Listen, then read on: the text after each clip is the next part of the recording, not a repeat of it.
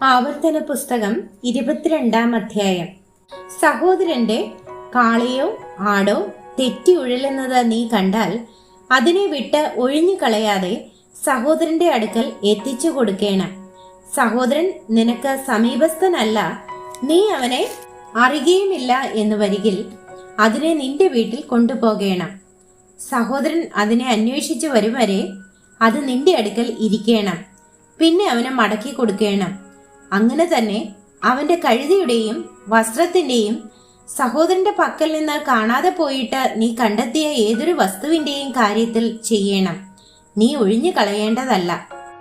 സഹോദരന്റെ കഴുതയോ കാളയോ വഴിയിൽ വീണു കിടക്കുന്നത് നീ കണ്ടാൽ വിട്ട് ഒഴിഞ്ഞു കളയാതെ അതിനെ എഴുന്നേൽപ്പിപ്പാൻ അവനെ സഹായിക്കണം. പുരുഷന്റെ വസ്ത്രം സ്ത്രീയും സ്ത്രീയുടെ വസ്ത്രം പുരുഷനും ധരിക്കരുത്. അങ്ങനെ ചെയ്യുന്നവരൊക്കെയും നിന്റെ ദൈവമായ യഹോവയ്ക്ക് വെറുപ്പാകുന്നു. മരത്തിന്മേലെങ്കിലും നിലത്തെങ്കിലും കുഞ്ഞുങ്ങളോ മുട്ടകളോ ഉള്ള ഒരു പക്ഷിക്കൂട് നീ വഴിയിൽ വെച്ച് കണ്ടാൽ തള്ള കുഞ്ഞുങ്ങളിന്മേലോ മുട്ടകളിന്മേലോ ഇരിക്കുന്നുവെങ്കിൽ നീ കുഞ്ഞുങ്ങളോടുകൂടെ തള്ളയെ പിടിക്കരുത്. നിനക്ക് നന്നായിരിക്കാനും ദീർഘായുസ്സുണ്ടാകുവാനും തള്ളയെ വിട്ടുകളയണം. കുഞ്ഞുങ്ങളെ എടുത്തുകൊള്ളാം. ഒരു പുതിയ വീട് പണിതാൽ നിന്റെ വീട്ടിൻ മുകളിൽ നിന്ന് വല്ലവനും വീണിട്ട് വീട്ടിന്മേൽ രക്തപാതകം വരാതിരിക്കേണ്ടതിന് നീ അതിന് കൈമതിൽ ഉണ്ടാക്കേണം. നിന്റെ മുന്തിരിത്തോട്ടത്തിൽ വേറൊരു വക വിത്തും ഇടരുത്. അങ്ങനെ ചെയ്താൽ നീ ഇട്ട വിത്തിന്റെ വിളവും മുന്തിരിത്തോട്ടത്തിന്റെ അനുഭവവും വിശുദ്ധ മന്ദിരം വകയ്ക്ക് ചേർന്നു പോകും. കാളിയെയും കഴുതയെയും ഒന്നിച്ച് പൂട്ടി ഉഴരുത്. ആട്ടുരോമവും ചണവും കൂടിക്കലർന്ന വസ്ത്രം ധരിക്കരുത്. നീ പുതയ്ക്കുന്ന മേലാടയുടെ 4 കോണിലും പൊടിപ്പുണ്ടാക്കണം.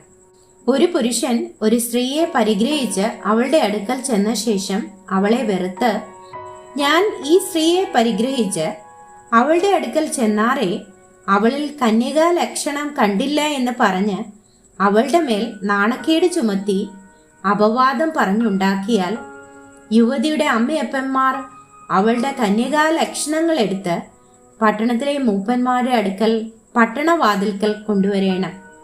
യുവതിയുടെ അപ്പൻ മൂപ്പന്മാരോട്, ഞാൻ എൻ്റെ മകളെ ഈ പുരുഷന് ഭാര്യയായി കൊടുത്തു, എന്നാൽ അവൻ അവളോട് അനിഷ്ടമായിരിക്കുന്നു. ഞാൻ നിന്റെ മകളിൽ കന്യകാ ലക്ഷണം കണ്ടില്ല എന്ന് പറഞ്ഞ് അവളുടെ മേൽ നാണക്കേട് ചുമത്തുന്നു. എന്നാൽ എൻ്റെ മകളുടെ കന്യകാ ലക്ഷണങ്ങൾ ഇതാ എന്ന് പറഞ്ഞ് പട്ടണത്തിലെ മൂപ്പന്മാരുടെ മുൻപിൽ ആ വസ്ത്രം വിടർത്തേണം. അപ്പോൾ പട്ടണത്തിലെ മൂപ്പന്മാർ ആ പുരുഷനെ പിടിച്ച് ശിക്ഷിക്കണം.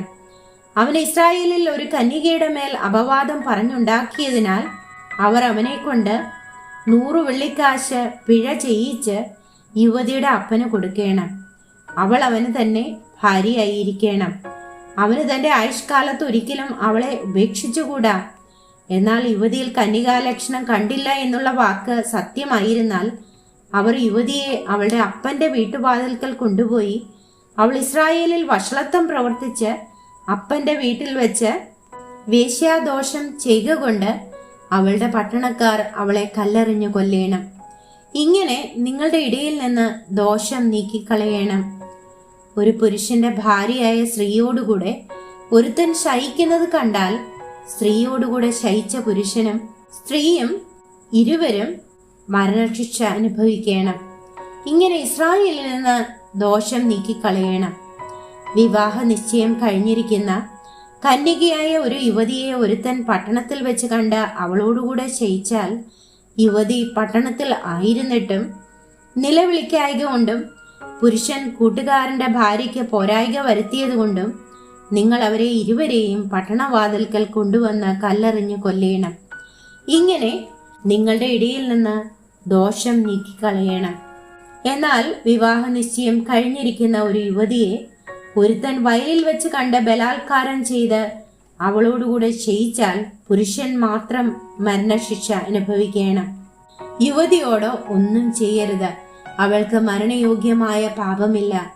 ഒരുത്തൻ കൂട്ടുകാരന്റെ നേരെ കയർത്ത് അവനെ കൊല്ലുന്നത് പോലെ അത്രേ ഈ കാര്യം. വയലിൽ വെച്ചല്ലോ അവൻ അവളെ കണ്ടെത്തിയത്.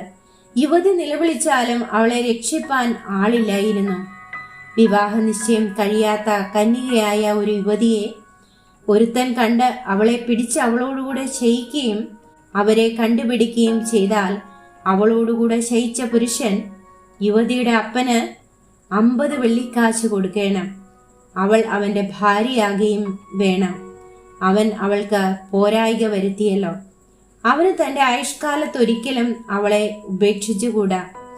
അപ്പന്റെ ഭാര്യയെ ആരും പരിഗ്രഹിക്കരുത്. അപ്പന്റെ വസ്ത്രം നീക്കുകയും അരുത്.